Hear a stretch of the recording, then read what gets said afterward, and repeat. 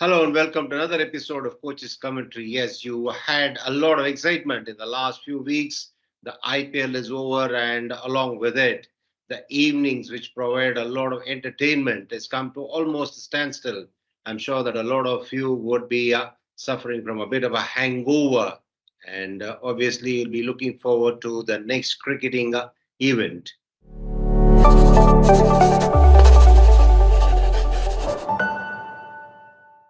But of course, the next cricketing event is a biggie as far as Team India is concerned. But it's a different pace game. It'll be a different format as India take on Australia in the WTC final in a few days' time at the Oval. The players have left in batches to UK and they got into the act of preparing for the all important final. Of course, there are mixed opinions about players going in batches and also about the workload management and various other things that always get discussed. But the important factor here is that of late there's been a trend in Indian cricket where the net bowlers are sent along with the Indian team to help them out in their preparations. Presumably, these bowlers are the ones in the radar of the selectors, and they are just there and thereabouts to get picked in case one of the main players get injured. They also have been selected on the basis of their performances in domestic cricket, and the main objective, apart from helping the main side prepare for the big games, is to also provide these youngsters some experience to spend some time along with the established cricketers and learn a lot of things on tours or whether they are in the company of the main players of Team India. Now, the big question that gets asked is always about how is the workload management done?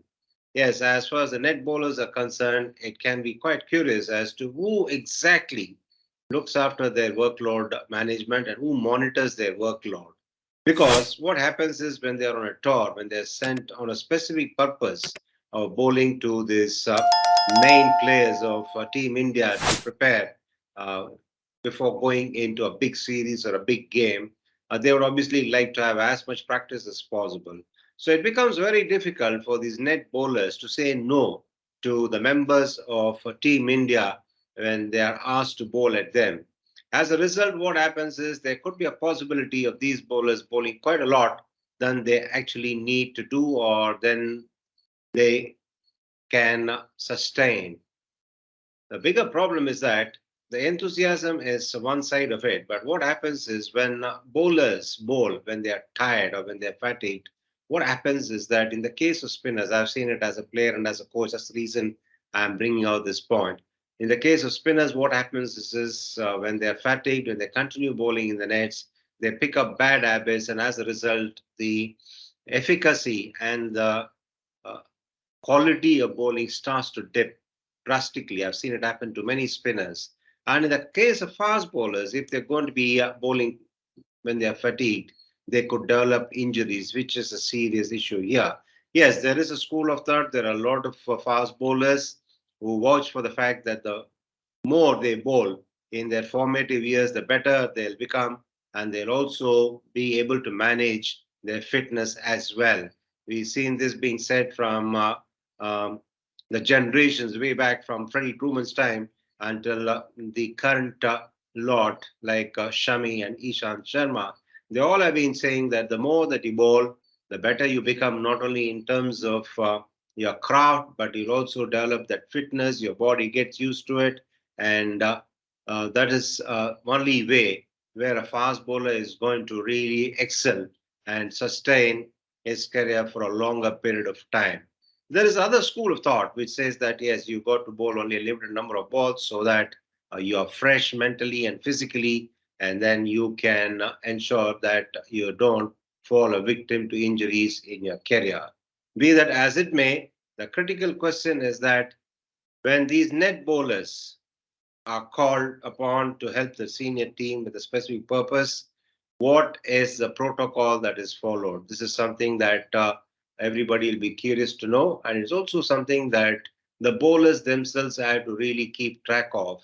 Others, what happens is we've seen a lot of young fast bowlers being a part of the Team India squad as net bowlers who have gone on to sustain injuries. You can think of the likes of Natarajan, Nagar, Koti. Then you also had Mohsin and various other fast bowlers who have sustained injuries. Yes, if the selectors take a view that yes, we will get hold of bowlers who are reasonably good but who have missed the bus, but yet they can serve the purpose of helping the main team players to prepare, that's a different thing altogether. But if they are going to be picking bowlers and sending them to Team India uh, with an eye on the future, then they got to really sort this particular aspect with the team management as well. Because here, what happens is that there's a lot more stakeholders that need to get involved. Not only the selectors, but also the state association coaches and also the Indian team management staff.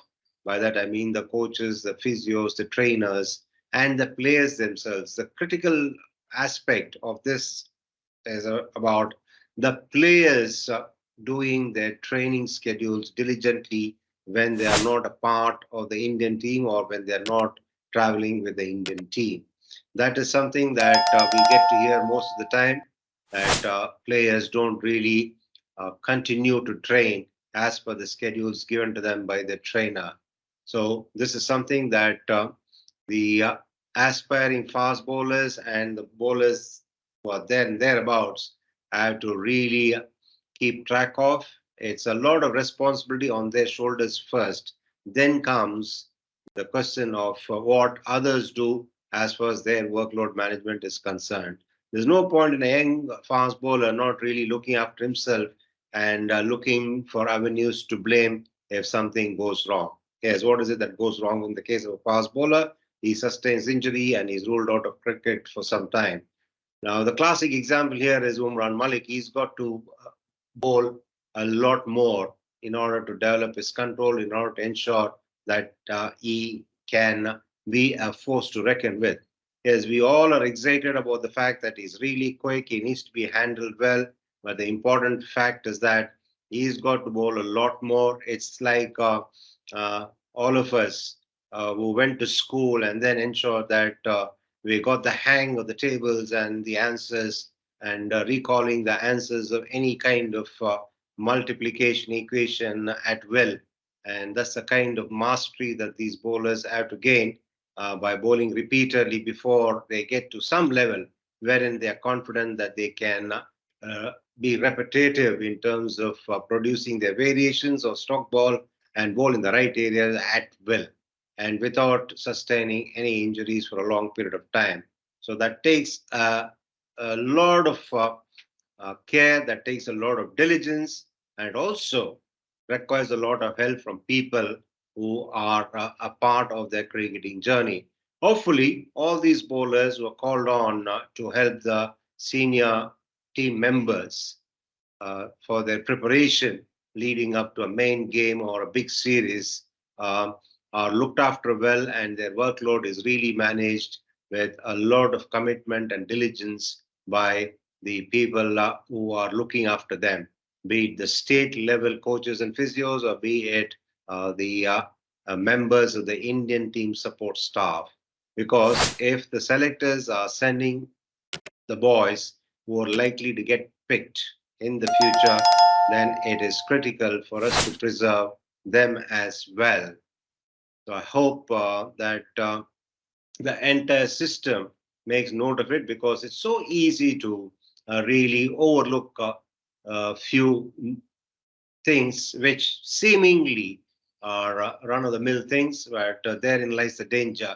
If we tend to overlook or ignore routine matters, it can lead us into a big tangle at some point or the other. Yes, as far as the objectives are concerned, if it is a case of making them better bowlers by sending them along with the Indian team, it serves the purpose. Yes, the advantage is there. They'll get better by bowling to the best of batters that you have in India and talking to them and learning from them. They can learn from the bowlers, they can learn from the batters too.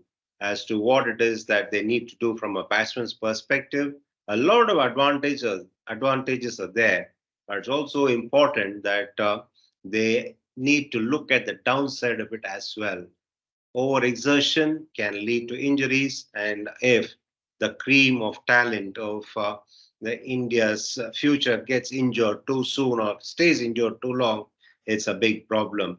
It was a stage where we were really gloating about a lot of fast bowlers uh, in the horizon, but that does not look the same as things stand today. So we need to try and reflect and see what it is that needs to be done to ensure that we have the same kind of uh, buoyancy as far as the quality and the quantity of fast bowling talent that we have in this country. That's it in this episode. And until I catch up with you next time around, be good and stay safe.